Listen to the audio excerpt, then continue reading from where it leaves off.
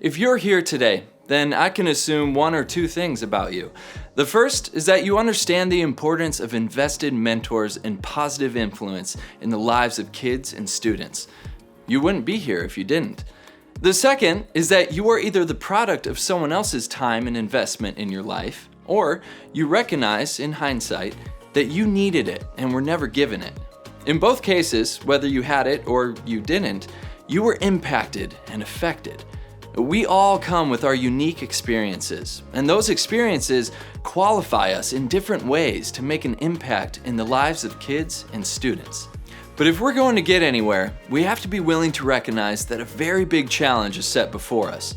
The fact of the matter is that the percentage of kids who grew up in church only to walk away from their faith when they go to college is staggering. Fuller Theological Institute says 50%. Lifeway Christian Resources says 60%. Barna Group says 70%. Even if we go with the lowest reported statistic, we're looking at half of our kids choosing to walk away from their faith in spite of, and maybe even because of, experiences they had while in the church. So, what does that mean for us?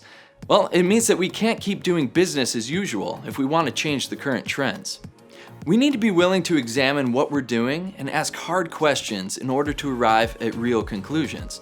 This is the only way that we'll grow. We need to be willing to accept that what we're doing may not be enough. And that's true no matter how good we are at holding it all together. We need to stop playing the blame game. Parents and teachers are easy targets, but they're not the only ones responsible for raising and teaching our kids. And we need to be willing to create a different kind of experience so that students can grow a mobilized and enduring kind of faith. Different can be scary, but it can also be good. That brings us back to the point I made at the very beginning. Some of you were changed because someone looked at you and thought that you were worth his or her time and attention.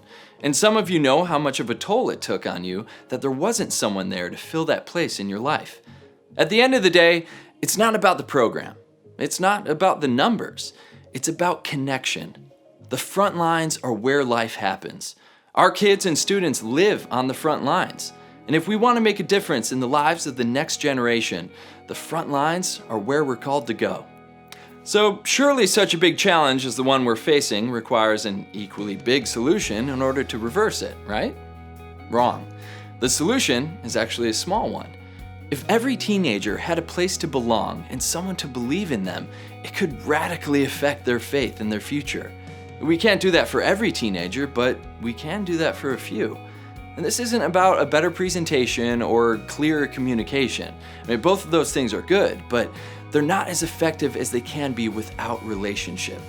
There has to be a relationship between a kid and a leader. And that relationship holds the key to the future and faith of that kid. Not because we know the right answers, but because we understand that God wired us for community. Remember those statistics about kids in college? If we're going to change those numbers, we need to understand that it's not about doing ministry to the masses. It's about doing ministry to a handful of people. Now, this concept was illustrated by Jesus and his disciples, and we couldn't spell it out any more clearly than he did. What you do for a few will always have more potential than what you do for many. What is a small group leader? A small group leader is someone who invests strategically in the lives of a few over time so you can help them build an authentic faith. The role is not that of a coach, teacher, or counselor.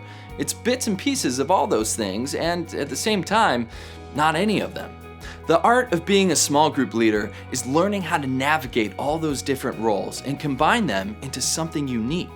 And it may take a little work, but the work is worth it because the kids and students are worth it. We want a generation to grow up holding on to a faith that is rooted in Scripture, that is mobilized, that is enduring, that has been tested and tried and has come out on the other side. We want kids to learn how to place their trust in God, not only in a moment at Vacation Bible School or on the last night of camp. We want that trust to be present every day.